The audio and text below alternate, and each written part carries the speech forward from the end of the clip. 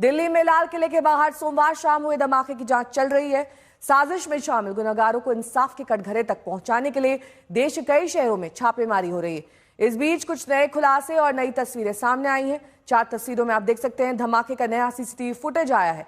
DNA जांच से उमर नबी के मारे जाने की पुष्टि हो गई है। खुलासा हुआ है कि धमाके से पहले उमर तुर्कमान गेट की मस्जिद में नमाज पढ़ने गया था। इस बीच उमर की एक लाल इको स्पोर्ट्स कार बरामद हुई है। इस थ्योरी को बल मिल रहा है कि सीरियल कार ब्लास्ट की साजिश तो नहीं थी। एक खबर विस्तार से हम आपको बताएंगे, लेकिन इससे पहले एक बड़ी खबर आपको बता दें। दिल्ली ब्लास्ट के साजिशकर्ता डॉक्टर उमर और डॉक्टर मुजम्मिल के कमरे से एक डायरी और नोटबुक मिली है। खुलासा यह हुआ है कि 2 साल से आतंक की साजिश रची जा रही थी।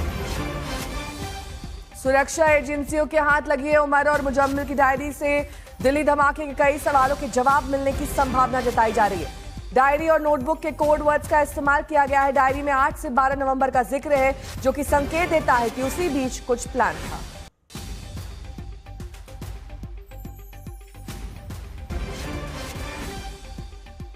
हिमांशु मिश्रा मेरे सहयोगी जुड़ गए हैं तमाम जानकारी के साथ।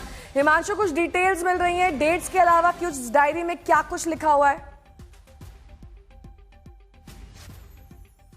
डायरी में एक चीज क्लियर हो गई, जो नोटबुक के कुछ पन्ने मिले हैं, कुछ नोटबुक मिला है, डायरी मिला है कि ये साजिश कोई 1-2 दिन या 1 महीने से नहीं रची जा रही थी, बल्कि पिछले 2 साल से इस पूरी साजिश को, इस मॉड्यूल लगा हुआ था, इस खड़ा करने में एक पूरा नया एक टेरर बेस बनाया गया था फरीदाबाद में, जहां पर धीरे धीरे करके इतने विस्फोटक जुटाए गए थे। आप देखिए, कैश भी जुटाने की बात आई है कि 20 लाख रुपया कैश जुटाया गया था, जो फाइनली उमर को दिया गया था, जहां से अलग अलग तरीके से केमिकल्स खरीदे गए थे, कुछ उर्वरक भी खरीदे गए थे, ताकि इनका इस्तेमाल समय पड़ने पर जब आईडी बनाई जाएगी तो उसमें किया जाएगा।